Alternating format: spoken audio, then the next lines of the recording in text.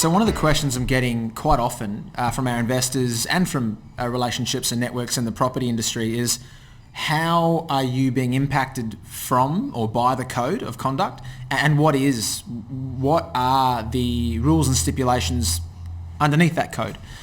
So the first thing to understand is that the code itself is not in practice yet. It is just that. It's a realm of potential negotiations that the government has suggested.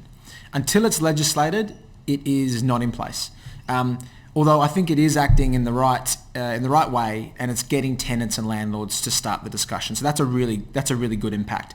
And first and foremost, the code says that tenants and landlords should act in good faith. They should be transparent. They should be accurate with their information, so that they can come to an agreement, to a win-win outcome for both parties.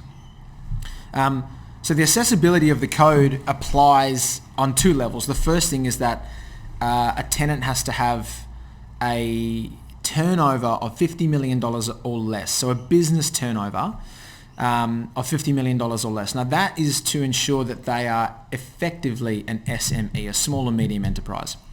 The other part of the code is by saying that their turnover on a month-by-month basis needs to have dropped by 30% or more as a result of the impact of COVID-19. So the easiest way to determine that is taking year-on-year results. So you take April 2019 and compare it to April 2020, and basically have a look at, has their turnover slumped by 30% or more?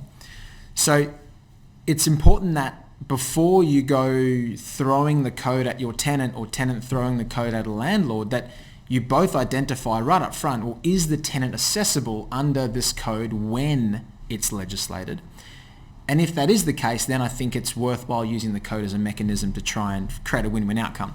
So the code then goes on to say, well, if a tenant is eligible, so if it is an SME, a small medium enterprise, and they are eligible under the JobKeeper program, that they are allowed to enjoy the benefit of a proportionality principle, which reduces their rent during such time as the coronavirus is impacting their turnover. They can enjoy the benefit of a proportionately reduced rent to the same proportion as their turnover is reducing. So let's say you've got a tenant that's having an 80% reduction in turnover in April 2020, then there would be an 80% reduction in rent. Okay. Now that reduction is then dealt to in two different ways. Now it's drawn, there's a line drawn down the middle where 50% of that reduction is met with a rental deferral.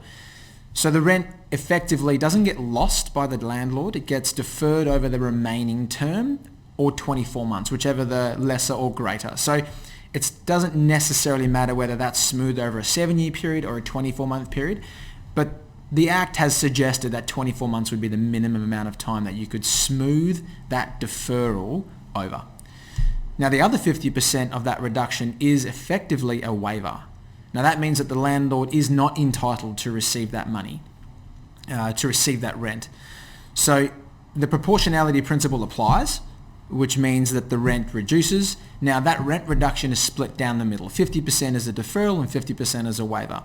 Now it's really important to understand that I'm not a lawyer by any stretch, but this is the information and this is the guidance that our lawyers are giving us, and certainly what I'm experiencing by discussions with landlords and tenants and our networks and relationships. So it's important you get your own legal advice in this regard, but this is the way that the Act seems to be applying itself, and tenants and landlords are coming to the party in the expectation that this code will be legislated.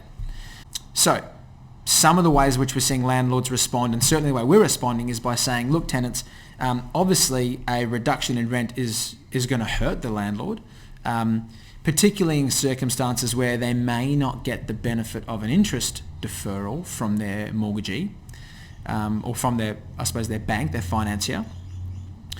So some of the ways that we're trying to create a win-win scenario here is by going to tenants and saying, hey, would you consider a lease extension? So let's say the tenant's rent falls by 50% for April, May and June. We may offer that to the tenant and then suggest that because we're losing the benefit of that rent, that we would get the benefit of an extended tenure beyond the current lease expiry. So effectively, we get an extra year or an extra 18 months or an extra 24 months of cash flow perpetuity. Now, I've got to say right at the outset that you don't want to be doing that as a landlord unless you've got a tenant that you believe is going to weather the storm and make it out the back end. There's no point handing over rent reduction now to have your tenant fall over next month when there you've lost the rent that you've afforded now and you've also lost that tenant. So there definitely needs to be a discussion and an open and honest one with your tenant as to how they are experiencing the detriment of their trade. Are they going to make it out the back of this coronavirus?